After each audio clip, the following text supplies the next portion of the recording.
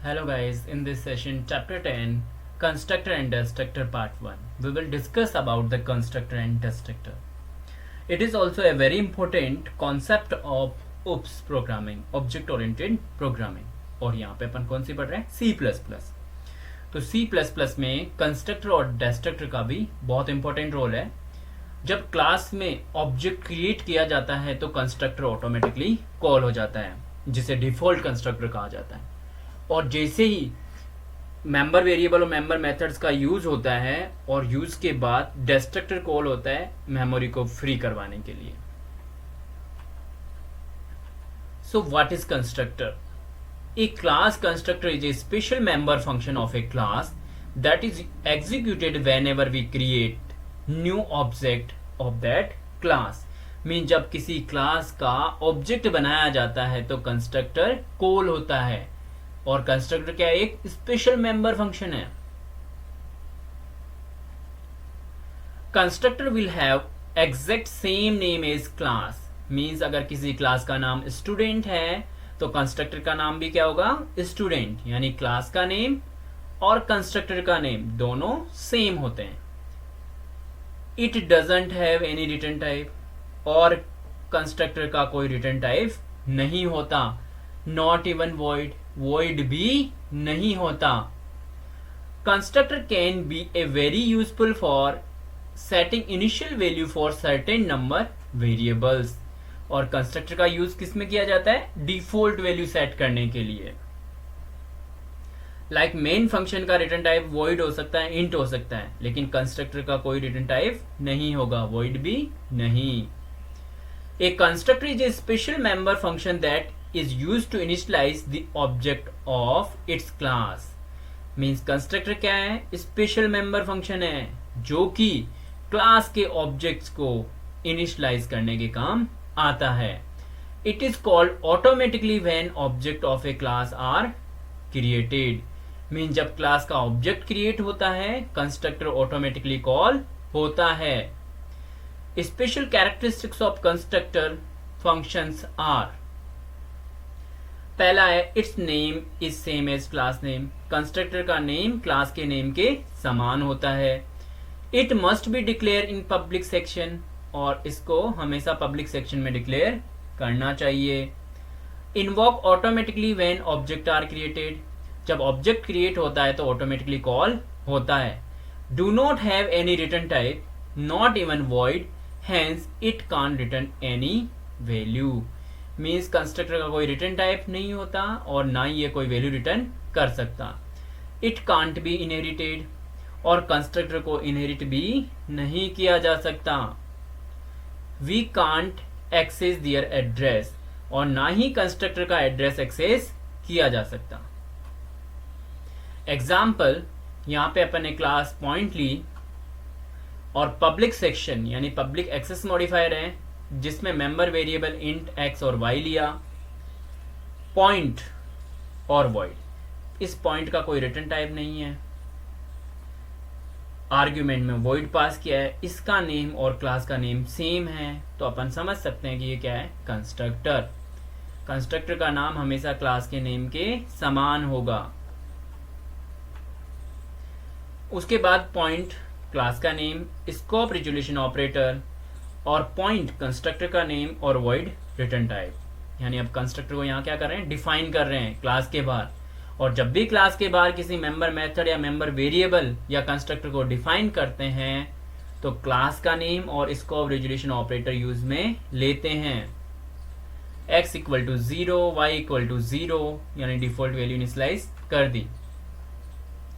अब एक program demonstrate constructor IOStream conio.h class lead test public access modifier है, x member variable है और int y स्टैटिक टाइप का वेरिएबल है. मेथड void set xy में सेट क्या किया? x के अंदर a की वैल्यू और y को इंक्रीमेंट कर दिया. सो x के अंदर void को पास किया है, void रिटर्न टाइप है, x की वैल्यू प्रिंट करा दी get ch. और इसका आउटपुट होगा object is being created, length of line is 6. Next, a parameterized constructor. A default constructor doesn't have any parameter, but if you need a constructor can have parameters. This help you to assign initial value to an object at the time of its creation, as shown in following example. Default constructor में कोई argument नहीं होता, कोई parameter नहीं होता, और इसकी initial value ये ऑब्जेक्ट क्रिएशन के टाइम पे असाइन कर देता है. C++ program to demonstrate parameterize constructor. Parameterize constructor क्या होता है? ऐसा कंस्ट्रक्टर जिसमें पैरामीटर हो, पैरामीटराइज कंस्ट्रक्टर कहलाता है. iostream.h, conio.h, class line, class का नाम क्या है? Line. Public access modifier, method का नाम है void set length, जिसमें डबल लेंथ करके पैरामीटर पास किया है. फिर है डबल गेट लेंथ, दूसरा मेथड है जिसमें void पास किया है. और नेक्स्ट है लाइन, क्लास का नाम और इसका नाम सेम, यानी ये कंस्ट्रक्टर है. और डबल लेंथ यानी पैरामीटराइज कंस्ट्रक्टर. कितने पैरामीटर हैं? एक. तो वन आर्ग्यूमेंट या वन पैरामीटराइज कंस्ट्रक्टर. फिर है प्राइवेट. प्राइवेट में डबल लेंथ लिया है, क्लोजिंग ब्रैकेट यानी क्लास क्लोज हो चुकी है. नेक्स्ट है line colon, line scope resolution operator, line double length. Line class का name, scope resolution operator global versioning के लिए. ये लाइन कंस्ट्रक्टर है जिसमें आर्ग्यूमेंट पास किया है लेंथ, जो कि डबल टाइप का है. और object is being created, length is 6, closing bracket void line set length double length, और लेंथ में लेंथ को प्रिंट करा दिया. Double line get length void, return कर दिया लेंथ को. फिर है मेन फंक्शन, लाइन में 10 10 पास किया, 10 और 10.0 पास किया, लेंथ ऑफ द लाइन को प्रिंट कराया. लाइन डॉट सेट लेंथ में 6.0 पास किया, और C out length of line print कराया, और गेट ch और closing bracket. The object is created, length 10, length of the line 10 और लेंथ ऑफ द लाइन 6. ये प्रिंट हो जाएगा, ये इसका आउटपुट होगा. Next C++ program to demonstrate parameterize constructor. Again iostream conio.h, class ली अब की बार रेक्टेंगल. रेक्टेंगल क्लास में public access modifier, member variable लिया इंट लेंथ, दूसरा इंट ब्रेथ. फिर rectangle int a int b. Rectangle यहाँ इसका नाम है मेंबर मेथड का नाम भी, और इसका भी, मीन्स ये कंस्ट्रक्टर है, ये मेथड नहीं है, कंस्ट्रक्टर है. क्यों है कंस्ट्रक्टर? क्योंकि कंस्ट्रक्टर और क्लास का नाम सेम होता है, जबकि मेथड का नहीं होता है. लेंथ में a सेट कर दिया, ब्रेथ में b सेट कर दिया. फिर नेक्स्ट फंक्शन लिया void एरिया, एरिया में लेंथ और ब्रेथ को प्रिंट करा दिया. Class close. Main function rectangle का r ऑब्जेक्ट बनाया, और 5 और 10, 5 लेंथ और ब्रेथ के सेट हो जाएगा, और r से एरिया कैलकुलेट 50 हो जाएगा. 10 इंटू 5 50 हो जाएगा. नेक्स्ट है मल्टीपल कंस्ट्रक्टर इन ए क्लास, की एक ही क्लास में एक से अधिक कंस्ट्रक्टर का होना. A class can have more than one constructor, it is known as constructor overloading. और इसे क्या बोला जाता है? Constructor overloading. प्रोग्राम है पैरामीटराइज कंस्ट्रक्टर का. iostream.h, conio.h, क्लास पॉइंट ली, इंट xy, मेंबर वेरिएबल है, पब्लिक पॉइंट, नो आर्ग्यूमेंट यानी zero argument constructor. Point class का नेम और मेंबर मेथड का नेम सेम है, यानी कंस्ट्रक्टर का नेम, और दोनों को 0 0 वैल्यू असाइन कर दी.